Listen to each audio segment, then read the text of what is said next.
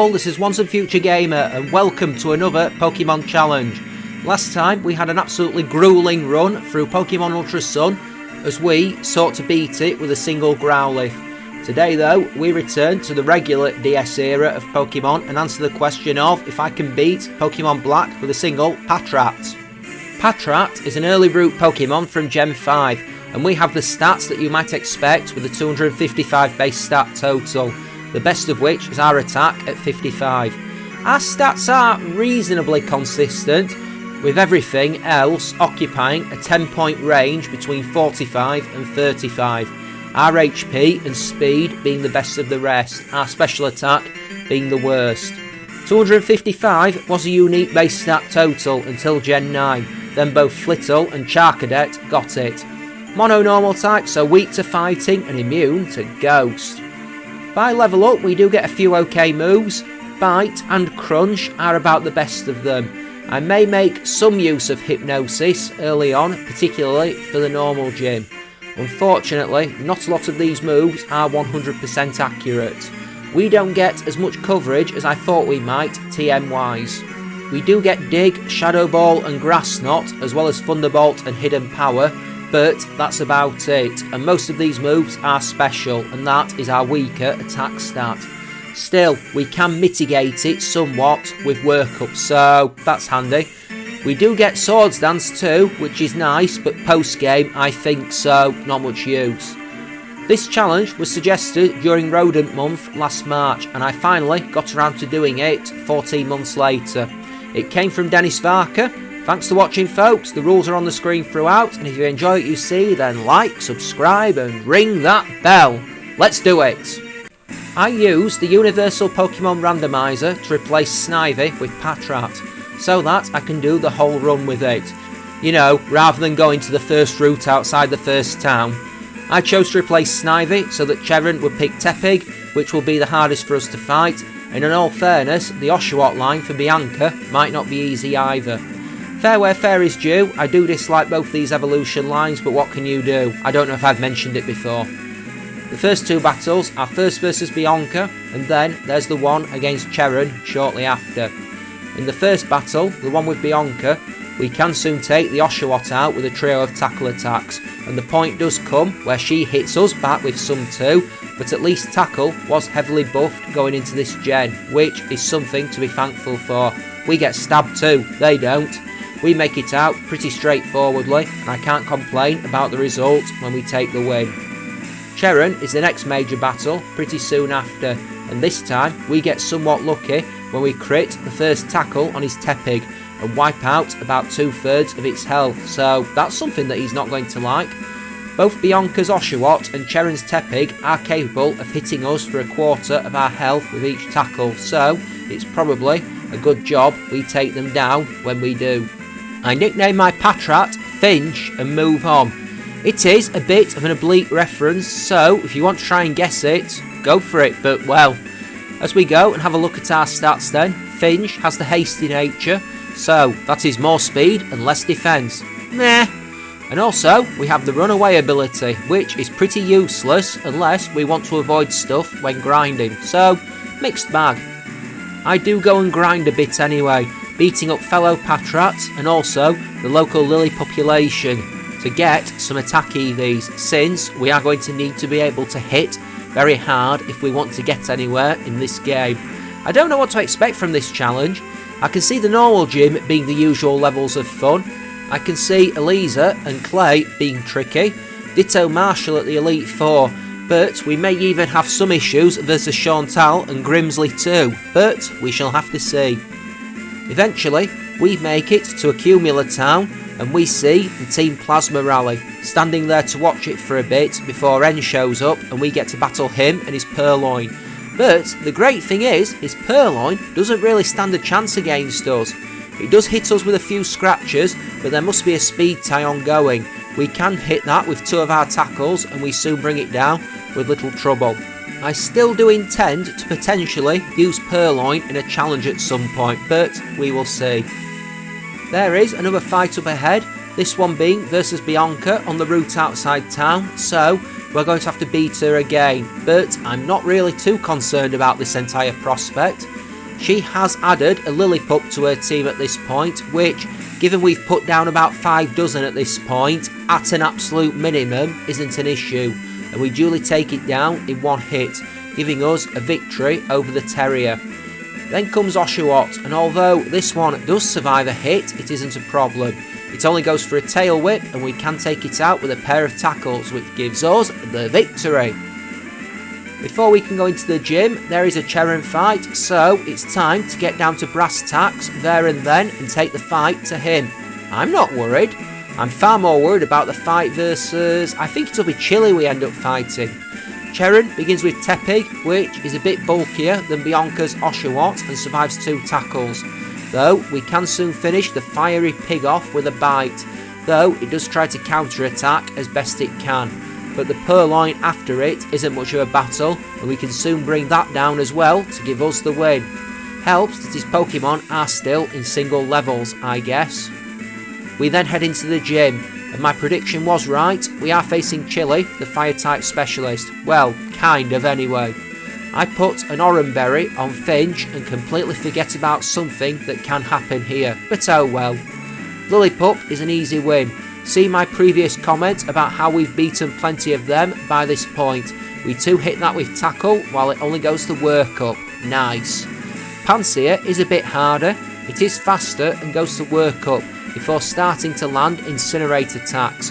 And Julie burns our berry up before we could use it. Ah well. 2 tackles put it into healing range, and I go for Leah when he does heal the monkey. 1 Incinerate does 10 hit points at a time, which not ideal, but thanks to that defense drop, we can soon bring it down for a win and badge number 1. After the Dreamyard stuff, there is the fight with Cherren as we leave town. Still not concerned. It's not until the next Cherren fight after Castelia City, which is when he starts to get annoying when we fight him in the sandstorm. We start to use some workups, but his Tepig gets wise and goes for Defense Curl and Tail Whip.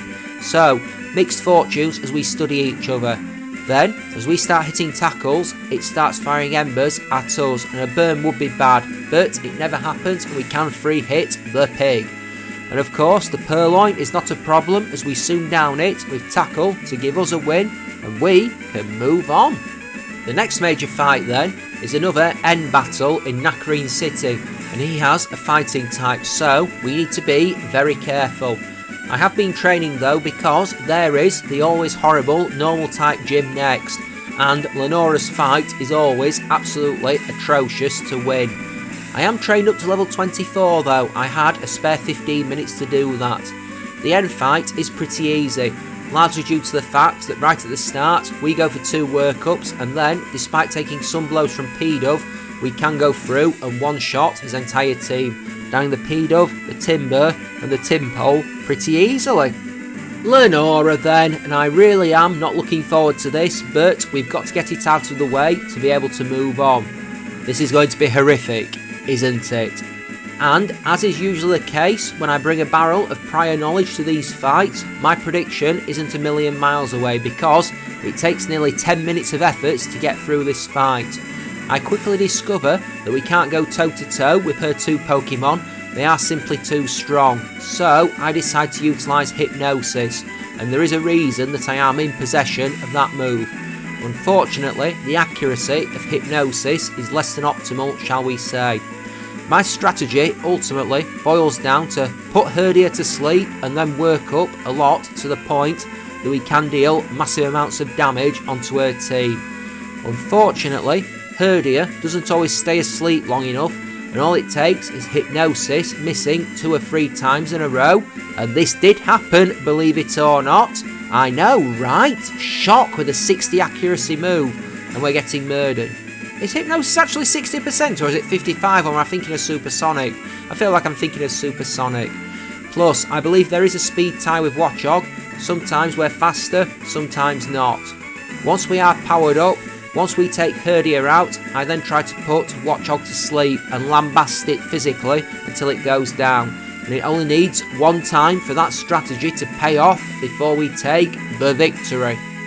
Not much now until the bug gym, so I get travelling. We do have Hyper Fang by this point, so it might be a nice move to be able to unleash on Berg, but I'm sure sooner or later that 90% accuracy is going to royally screw me over. Let's do this. It takes 2 attempts because I misjudged something on the first attempt, but I work around it on the second attempt and go for an extra workup versus Whirlipede. That isn't a problem in itself, I just want to avoid being poisoned, and despite us having our defence lowered with Screech, we can power up and hit it hard with Hyper Fang to bring it down. When Dwebble survives our crunch, we have dropped it into healing range despite having our health lowered. I go for another workup, and this time we can drop it with crunch in a single hit, thanks to it not having sturdy in this game. We outspeed Levani and bring it down with Hyper Fang. I misjudged on the first attempt whether he was going to heal or not, and we duly got slaughtered when I went for workup rather than the blow that would have ended it. There is a Bianca fight next, and so I make my way towards that, and then we'll have Cheron directly after, so let's get this on. The Bianca fight, when it begins, is actually pretty easy, which is nice. She starts with Herdia, we go for 2 workups while it goes for Oda Sleuth and misses a takedown, which absolutely fantastic, as we break it with Hyper Fang to bring it down. Duot goes down to Hyper Fang before Muna is next, and we wreck it with Crunch. Last is Panseer, and another Hyper Fang wrecks it to give us the win. Cheron goes well for sure, even if we are fighting in the Sandstorm, which always makes this fight a little harder than it needs to be.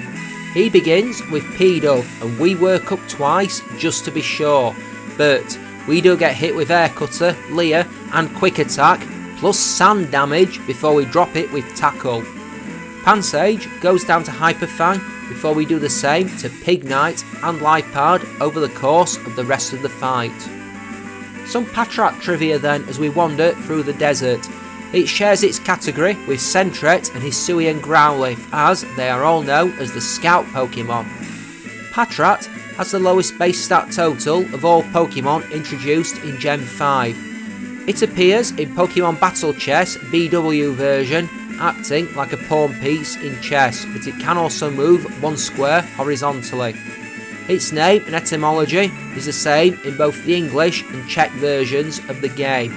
In the Czech language, Patrat is a verb that means to search or to scout. It appears to be based on a prairie dog, chipmunk or meerkat. Its name may be a combination of patrol and rat, as well as a play on pack rat. They store food in their cheek pouches and can keep watch for days. They feel insecure without a lookout according to their black and white Pokédex entries, but going off the black and white 2 Pokédex entries, they won't notice a foe coming from behind. Wow. This species hasn't appeared in a game since Omega Ruby and Alpha Sapphire. Just saying, but they more than likely might be in Legends Z2A. By the looks of it, it also hasn't appeared in a TCG set since Gen 7 either. Is it me, or does it feel like Game Freak really hates this Pokemon? Anyway, when we enter Nimbosa City, we've got to fight N in front of the Ferris wheel before we can progress the story and enter into the gym, but that's not something that should be problematic. He begins with Sandile and we go for workup twice just to be sure. Maybe overkill, but oh well.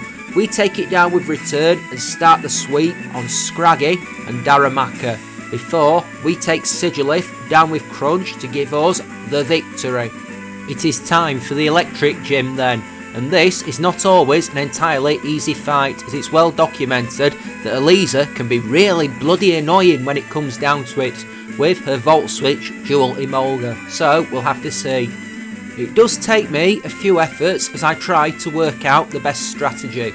We do need some luck not to get paralysed, we need some fortune with damage ranges, but eventually we get one where we hit the first Emolga with Return, or is it the second? I don't know, having to survive repeated Volt Switches as they go for hit and run tactics. But when the Zeb Striker appears, we manage to crit our Return and bring it down, which is fantastic because at this level we can't one hit that without either powering up or critting. The second Emolga tries to finish us with Pursuit, but we have enough left to survive it and take it down. We have a Cheran fight next, and there is still that capability for him to be worrying, especially with his Pignite. But I think we'll be fine. We'll just power up to be on the safe side. Lipard goes for Fake Out and Torment. We drop it with Return, which we need to do. Pansage goes down to Crunch, and we go for another workup on Tranquil while it uses Detect. I want to be able to down Tranquil with Crunch because since we can't use the same move 2 turns in a row, I want to Return for the Pignite, which I duly end with that move to give us the win. Into the Clay fight then, and this one actually turns out to be pretty annoying. It takes me several tries. Our main issue is not being strong enough and losing speed dominance in the battle thanks to the bulldoze efforts of his team. It is a vicious sliding scale. If I power up, we get hit with bulldoze and lose speed. If I don't power up, I can one-hit Crocoroke and Palpitoad, but we can't do nearly enough damage to Excadrill, and while it powers up, we are going to get murdered by his moves eventually, which bit of a tough choice. Believe it or not, my victory comes down to an amazing amount of fortune. In the winning run, we power up versus Crocoroke and it goes for Swagger after hitting us with Bulldoze. I'd made the choice to already go for another workup, and although we do get hit with Torment, we never hit ourselves in Confusion, and suddenly we are rocking a +4 attack, which, when we call for Return, absolutely wrecks Crocoroke. Palpitoad goes for Aqua Ring and we wreck it with Grass Knot. Excadrill does outspeed, it goes for Slash which we tank, and then we just obliterate that with Return, even with the resistance to normal type moves. Boom! Outside Driftvale City, Bianca then ambushes us, and it is time to fight her in the hail. Oh joy! She begins with Herdia, and because of Intimidate, we start going for workups. She hits Takedown and then a workup of her own, and I figure it is time to fight back with Return, and that move carries us through the fight, downing Duot and Pansear before we take Mashana down with a Crunch for the victory, and we can move on towards Chargestone Cave and the next bit of the game. Let us talk about the channel then as we head for Chargestone Cave. I still hadn't finished recording the audio for the Ultra Sun with a single Growlithe challenge at the time of writing this, though I hopefully had by the time I record this. This was a couple of days after it premiered that I'm recording this audio, so spoiler alert, I did. I still hadn't been uploading much stuff beyond challenges and Master Showdown at the time of writing this, but had still kind of been playing Resident Evil 6 for the channel. Bit brutal in single player, but oh well. I think the AI is still better than it is in RE5. Makes sense considering that it's later in life and technology gets better as life goes on, I guess. At the time of writing, I don't know where the heck we are in the Master Showdown timeline, but I do know we've just done battles between Claire and Whitney, and also Nanu and Marlon. Next time's challenge could be a brutal one, as I do another team run. I do another Grass-type duo run, as I head to Pokemon Emerald and see if I can beat that with a team of Sunkern and Seedot. That has potential to be brutal for sure. Mind you, Grass types don't do too bad in Hoenn, Flying and Fire Gym aside, and we did do Paris in Emerald not too long back, so it can't possibly be worse than that, can it? That might be famous last words. As always folks, if you have any ideas for future challenges, head to the comment section down below, or follow the link in the description to my Twitter or my Discord.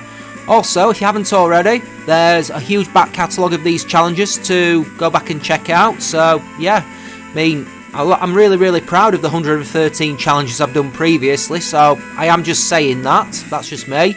Also as well, Master Showdown, check it out, yeah. There is an end fight at the end of the cave, and he rocks a few steel types, which we don't really have an answer for beyond brute force, and I think we can probably just about manage that. He begins with that Boulder, and the first thing we need to do is go for workup, just in case. Grass Knot is a good move here, but Sturdy is annoying, and we get hit with 2 smackdowns, including a crit before we take it out. Joltik goes down to Return before Ferroseed survives Return and hits Metal Claw, which is annoying.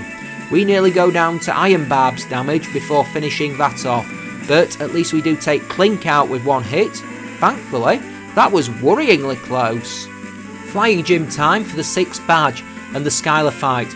Not concerned here, I'm just going to say, it is rare that Skylar is an issue in this game, but we do go for a workup at the start just to be sure, as we get clipped with a heart stamp from Swoobat before taking that down with Crunch. Unpheasant goes down to return, and her last Pokemon, the Swanner, doesn't do any better, as we also wreck that with return. There is a Cherren fight before we enter Twist Mountain, and I'm not expecting problems, but I suppose I could be surprised. He does have that part fighting Pignite though, so we work up versus Unpheasant, just to be sure, and we get hit with an Air Slash for big damage, but wreck it with return. Pignite also goes down to return, and we are slowly recovering health as we drop Simisage with return. Lipard hits Fake Out, but return takes it down 2 to give us the win.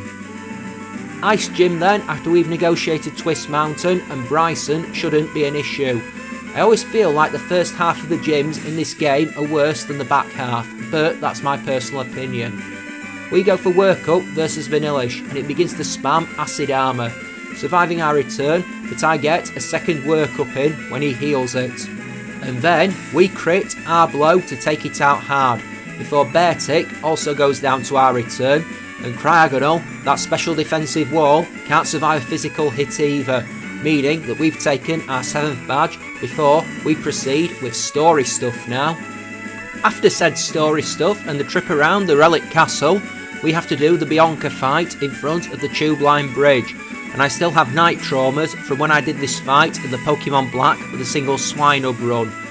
Some stuff just sticks with you, I guess.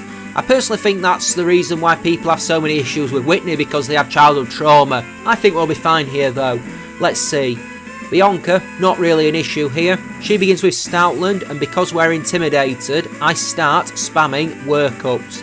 Thankfully, she does the same thing and we don't have to weather hits. This is always handy, especially when we then crit return to bring it down. We hit Samurott with Grass Knot, hey that rhymed, but it survives and goes for revenge, which we barely survive. Ouch! She heals, and for some reason we go Grass Knot again before taking it out with return. Simisear goes down to return before her last Pokemon, Mashana, goes down to Crunch, so we've got that victory, we can move on. Dragon Gym then, and the fight with Drayden. I'm reasonably confident here as the fight begins for our 8th and final badge. We're probably going to need Workups, and we go for 1 versus Fracture, just to be on the safe side.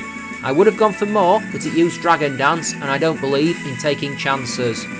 I do go for another Workup versus Druddigon after we've dealt with the Fracture, because hitting Druddigon as few times as possible always helps, thanks to Rough Skin. We tank a Night Slash and then drop it with return. Haxorus then goes down to a single return. Always sad because it's one of my favourites, but oh well, it is what it is. The Cherren fight is actually pretty hard, believe it or not. It takes a few efforts to get the win. Here is the reason why. 1 Workup is all we can get off versus Unpheasant before it goes for Taunt, and that means we can't boost our attack anymore. That irritation aside, Unpheasant isn't an issue, but Emboar can survive return when we've worked up only once, and then its Blaze ability kicks in and it absolutely murders our health bar with Flamethrower, which we can survive, but the problem is that even after we get Shell Bell health back for ending Simisage, Lipard is faster and can easily finish us off. It takes maybe half a dozen attempts before I mentally work around the problem. I think I did some hoping for no taunt, but no joy. I decide to go for Crunch on Emboar, not to weaken it into Blaze range, and then we end it with return very quickly afterwards, before, when we face Lipard this time, we can tank a Night Slash. We have enough health left over thanks to one-hitting Simisage, and we take the Lipard out with relative ease. Victory Road is our next obstacle, and I have to think about what's ahead. The Elite Four of Unova, and it's never entirely a fun prospect, especially right here for a normal type. So, Chantal and Caitlin maybe shouldn't actually be too bad. We do have Crunch, that's super effective, so that's something that might be able to carry us through. If we can get one workup going, set up effectively, I think we sweep. Neither of them will step to us. Pythagoras with Will-O-Wisp might be problematic, but not insurmountable. Grimsley shouldn't be too bad if we can get around Scrafty and Crocodile, but I am actually quite worried about Marshall because he has those super effective moves against us and he has the capacity to be annoying. N and Getsis, I don't know. Different types of obstacles, but still obstacles regardless. We stand at the Pokemon League at level 66 and here are our stats at this level. Attack and speed are pretty matched, they're far and away our best stats. 2/3 towards max level and we have 3 stats that are in double figures. Not even high double figures either. That could be quite worrying, I think. Take your guesses on if we can do it at this level or not right now, folks. I'm not convinced, but I'm open to being wrong. Let's do this. Ghost Trainer Chantal is first, and I've already mentioned my biggest issue with her usually, and its status afflictions, but we'll have to see how we can get around those here. At least here, Pythagoras does like to attack us here on the first turn anyway. The problem is we need 2 workups, and Will-O-Wisp is something that is just going to cripple us. We lose the first effort to being burned, but it isn't long before we do get an effort where Pythagoras never burns us thanks to it missing Will-O-Wisp, and we bring it down with Crunch. In the same battle, Golurk goes down to Grass Knot before we take Chandelure out with Crunch, and do the same shortly after to Jellicent. Well, that was simple. 1 down. I go for Caitlyn next because I think she will be an easier fight than the other 2. I make my prep and I head off to battle her, going for a workup right at the start. Reuniclus can be bulky, and I forget right up until the moment that it fires one at us that it has Focus Blast. Oh well, I'll keep running this. It will miss one eventually. Sooner or later, we know that will happen. Again, it takes a few efforts, but we eventually get a run where Reuniclus misses not 1, but 2 Focus Blasts on us after surviving Crunch. When she heals, we go for another workup and then go on the sweep. This time downing Reuniclus with Crunch, then we take Sigilif down with the same move, then Gothitelle with Crunch, and then, right at the very end, because it isn't broke, we're not going to fix it, we take Mashana down as well with Crunch. So when we get to Grimsley, it turns out we discover he's so much harder. That Scrafty, right at the start, is a scary prospect because it's very hard to power up if we're getting banged about by fighting type moves. It has Brick Break, which is one of those accurate fighting type moves, and 2 of them prove to be enough to end us. It's not like Brick Break is going to miss, and every single effort we make, Scrafty just goes for that move and it proves to be the death of us. Eventually, after many tries, it reaches the point where I need to leave and go off to do some power levelling. At level 72, when we next make the try, it doesn't make much of a difference. I soon find that out. We're still just a bit too weak to survive very long. Eventually, after much time has passed, I rock back up at level 78 with a certain need for vengeance in my heart. And when we get our winning run, eventually, it looks something just like this. When we work up, Scrafty goes for Sand Attack, and we take the chance to get another workup going before being hit with a Brick Break. Return this time brings both Scrafty and Crocodile down, but this was one of the runs where I never had Dig on Finch, and we have to use 2 returns to bring down Bisharp, which, not ideal, but oh well. We get hit with a Night Slash in the process. Our old nemesis from the Cherrim battle, Lipard, is last, but despite getting hit with Fake Out, we can outspeed this time and drop it with Return soon after. That's 3 down. We hit level 79 at the end of the Grimsley fight, and so we walk into battle with Marshall, and I feel like we've got a massive mountain ahead because this is going to be rough, and here is why it's annoying. When we work up on Throw, it always goes to Bulldoze to lower our speed, and that is irksome because it means later in the fight we are slower than Mienshao, and as a result we can get ended with Jump Kick. I don't fancy another massive grind at this point, so I try away, hoping for either crits or misses, and it takes so many efforts before we get one that gives us success. The annoying thing is that, even after one workup, throw isn't still a guaranteed one hit with return, so eventually I hit on the strategy of using the bright powder, because even if we are slower, jump kick on Mah-Dry-Bread is going to miss sooner or later, and that's the moment that we need. On the winning run, we work up and miss getting hit with bulldoze on the same turn, before we drop the throw with a return, so that could have been worse, I guess.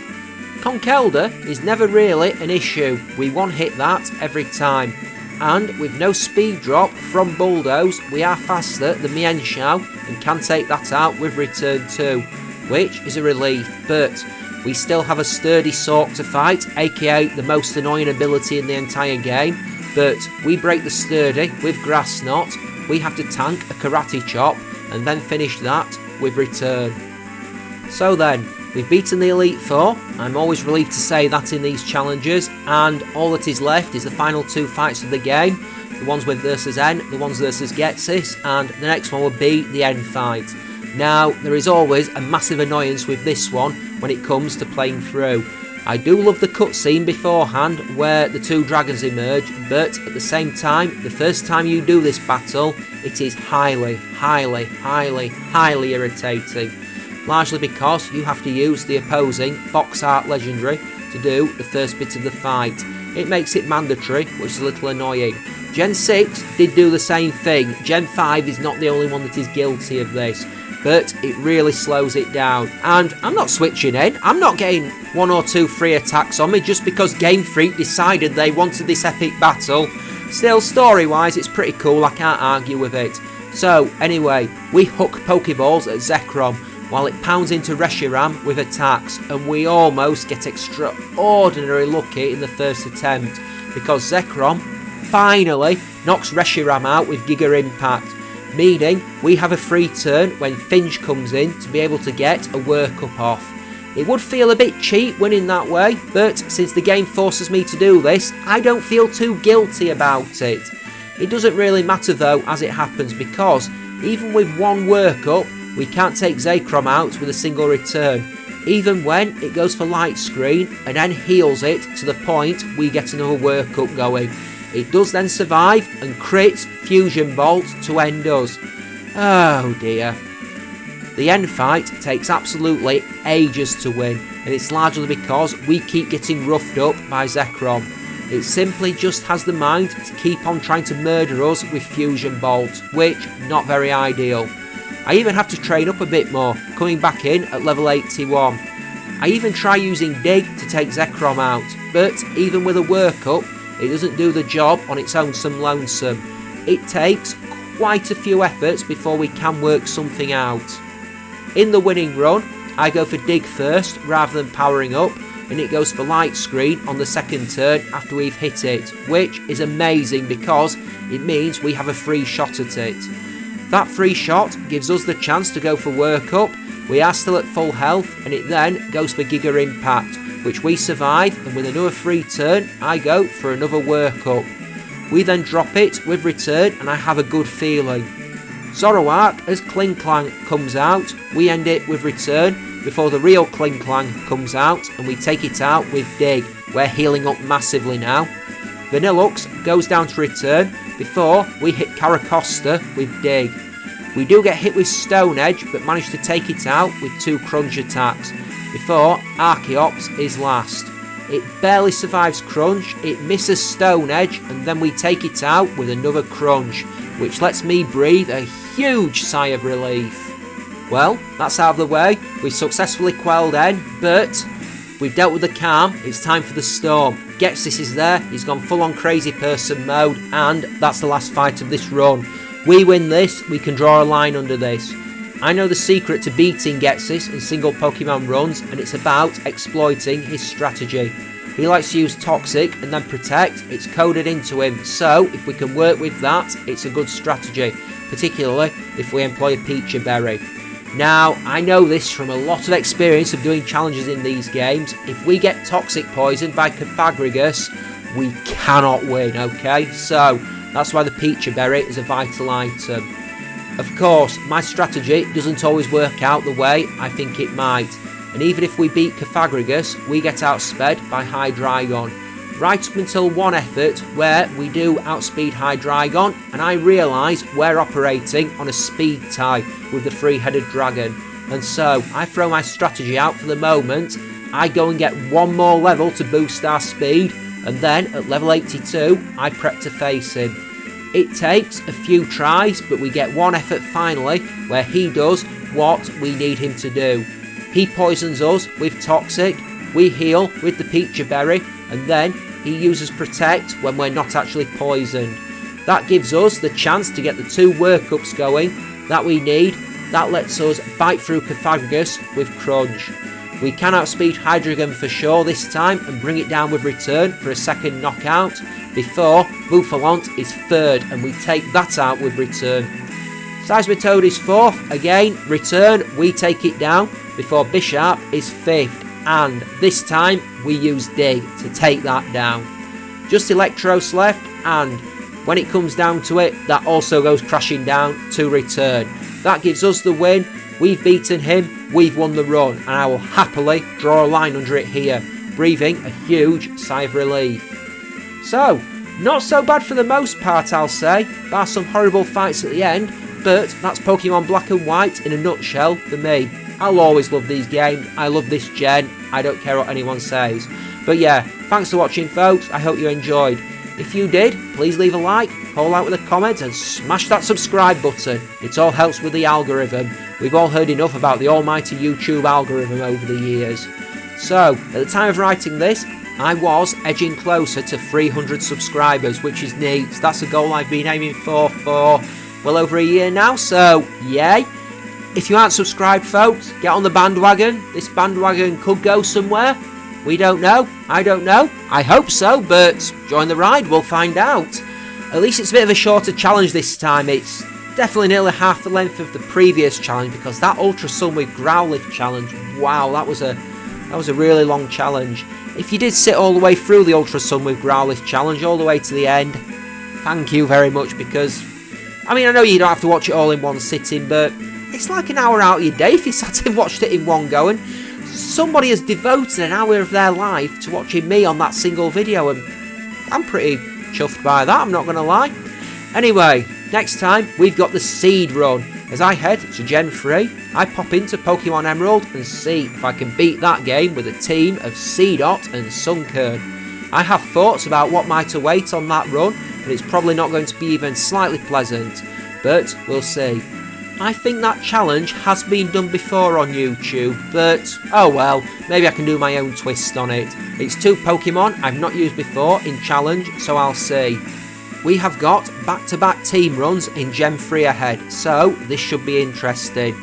The one after, very, very interesting Fire Red idea, which I think saying I'm looking forward to it may be the wrong word, but it's going to be an interesting one. But Emerald with Seedot and Sunkern out of the way first, I will say that.